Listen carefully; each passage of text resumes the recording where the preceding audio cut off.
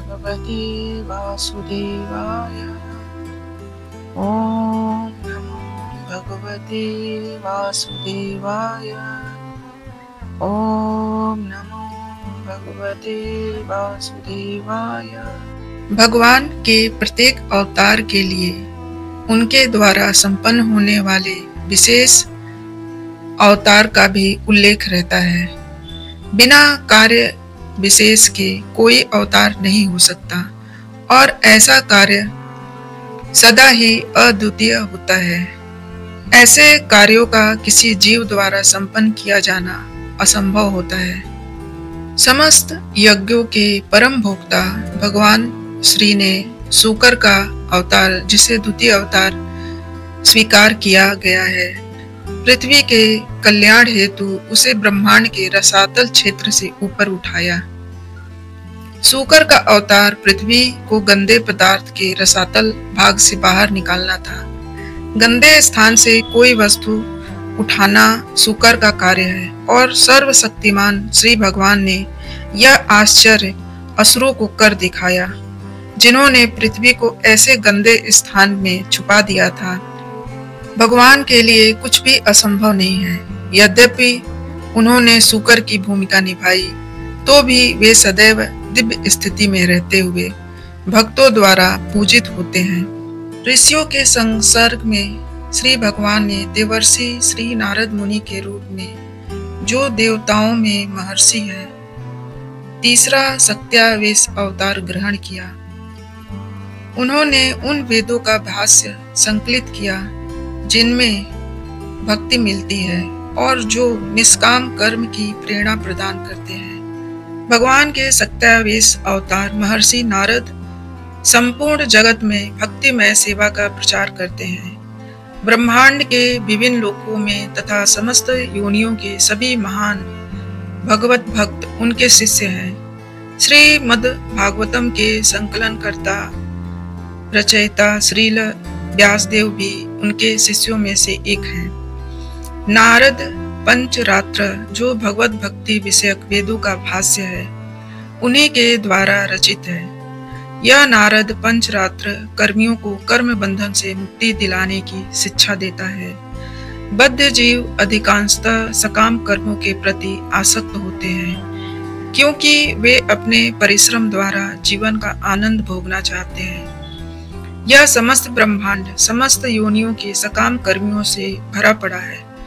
सभी प्रकार की आर्थिक विकास की योजनाएं इन सकाम कर्मों में सम्मिलित है, किंतु प्रकृति का यह नियम है कि प्रत्येक क्रिया की परिणामकारी प्रक्रिया होती है और कर्म करने वाले अच्छे या बुरे कर्म फल से बंधा होता है।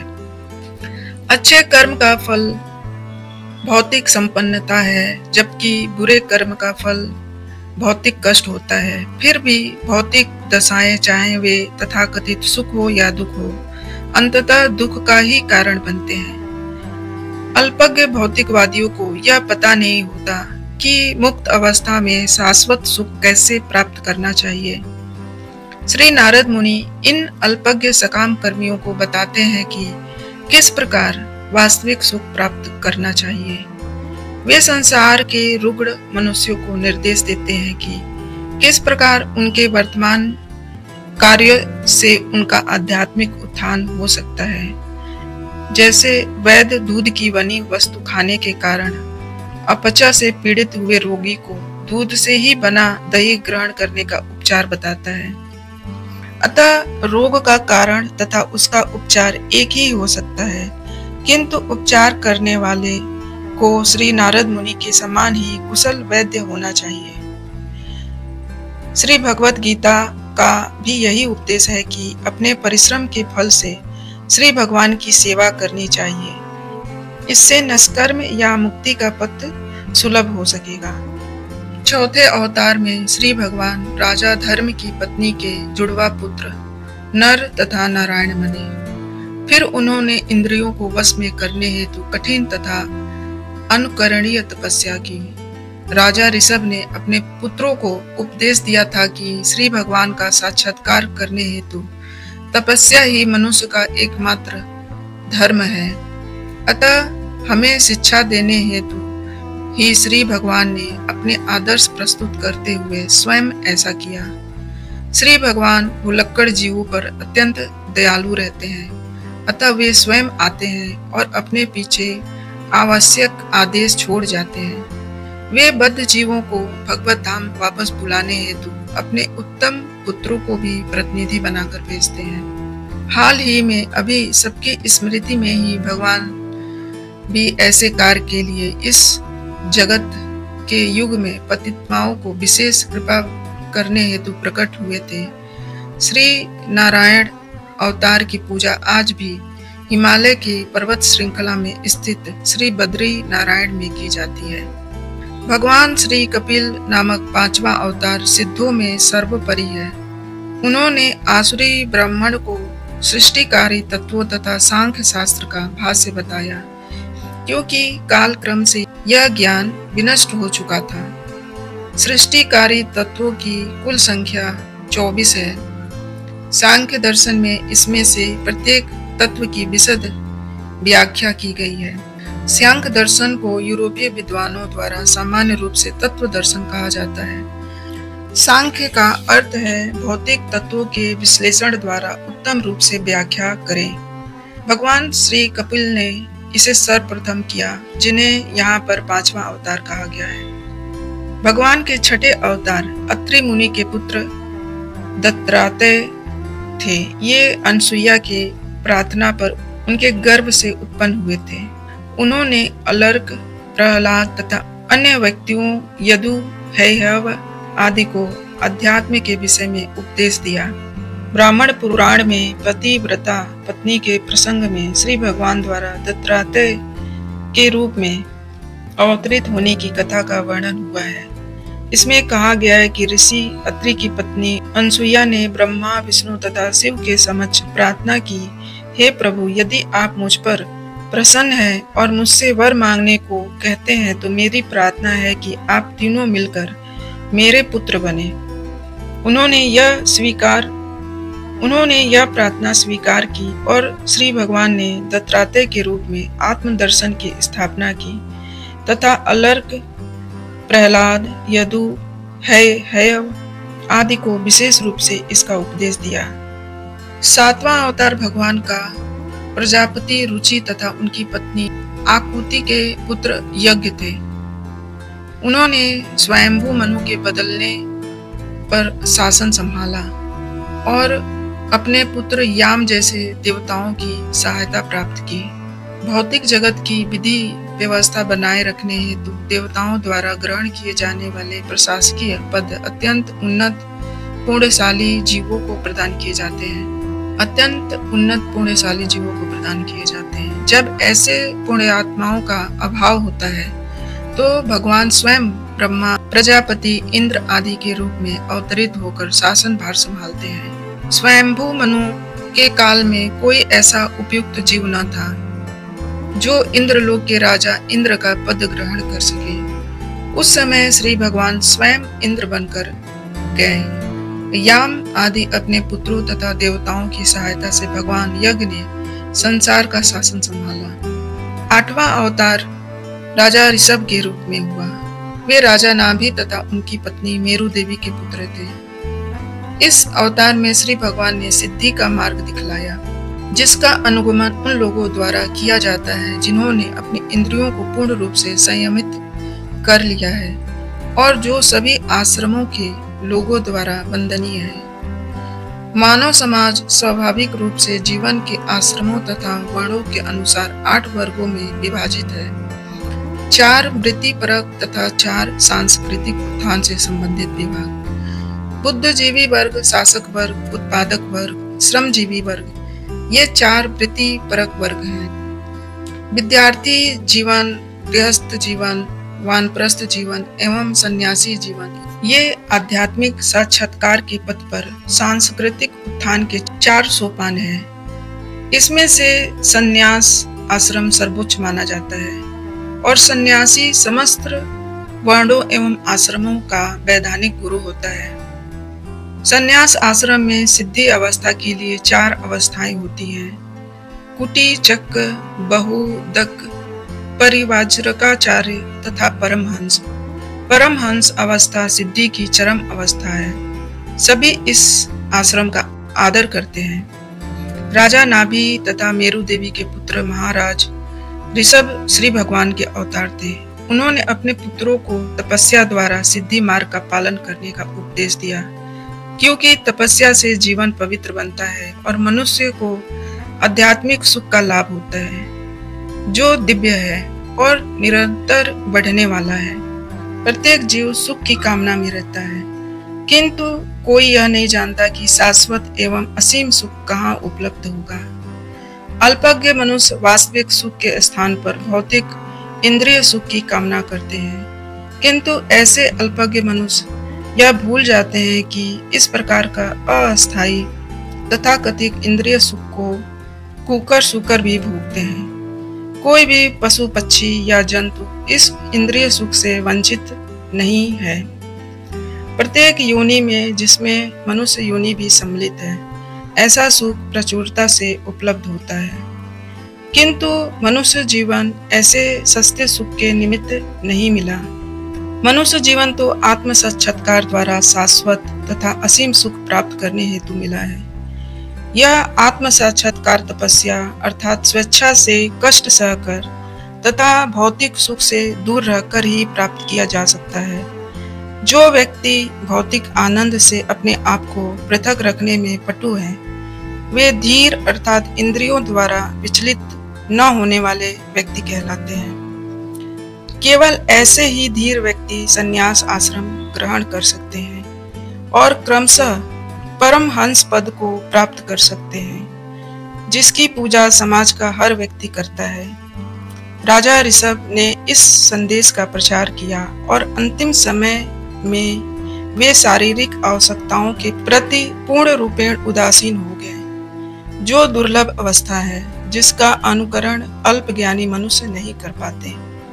लेकिन सभी मनुष्य इसकी पूजा करते हैं। मनुष्यों द्वारा प्रार्थना किए जाने पर श्री भगवान ने 9वें अवतार में राजा पृथु का शरीर स्वीकार किया, जिन्होंने विविध उपजे प्राप्त करने हेतु पृथ्वी को जोता। फलस्वरूप पृथ्वी अत्यंत सुंदर तथा आकर्षक बन गई। राजा पृथु के अवतरित होने के पूर्व उनके पापी पिता के कुशासन के कारण अत्यंत अशांति छाई थी। बुद्धिमान मनुष्यों ने श्री भगवान से न केवल अवतरित होने हेतु प्रार्थना की, अपितु उन्होंने इस राजा को सिंहासन से उतार भी दिया। राजा का कर्तव्य है कि वह पवित्र हो और अपनी प्रजा के सर्वांगीण कल्याण का ध्यान रखे। राजा जब भी अपने कार्य पालन में कुछ असावधानी बरते तो बुद्धिमान मनुष्यों को उसे सिंहासन से उतार देना चाहिए, किंतु ये बुद्धिमान व्यक्ति स्वयं सिंहासन पर नहीं बैठते, क्योंकि उनके जिम्मे जन कल्याण के और भी अधिक महत्वपूर्ण कार्य रहते हैं। अतः राज सिंहासन पर न बैठकर उन्होंने श्री भगवान से अवतरित होने की प्रार्थना की और श्री भगवान महाराज पृथु के रूप में प्रकट हुए। वास्तविक बुद्धिमान व्यक्ति या योग्य ब्राह्मण कभी भी राजनीतिक पदों की इच्छा नहीं करते। महाराज पृथु ने पृथ्वी से अनेक उत्पाद ढूंढ निकाले। ऐसा राजा प्राप्त करके न केवल प्रजा प्रसन्न हुई, अपितु पृथ्वी का सारा दृश्य भी सुंदर तथा आकर्षक बन गया। जब चाक्षुष मनु के युग के बाद पूर्ण जल प्रलय हुआ और संपूर्ण जगत जल में डूब गया था, तब श्री भगवान मछली के रूप में प्रकट हुए। वैवस्वत मनु को नाव में बैठाकर उनकी रक्षा की। श्रीमद् भागवतम के मूल भाष्यकार श्रीपाद श्रीधर स्वामी के अनुसार प्रत्येक मनु के परिवर्तन पर सदैव ही प्रलय नहीं होता। फिर भी चाक्षुष मनु के कार्यकाल के पश्चात यह प्रलय सत्यव्रत को अद्भुत लीला दिखाने के उद्देश्य से किया गया।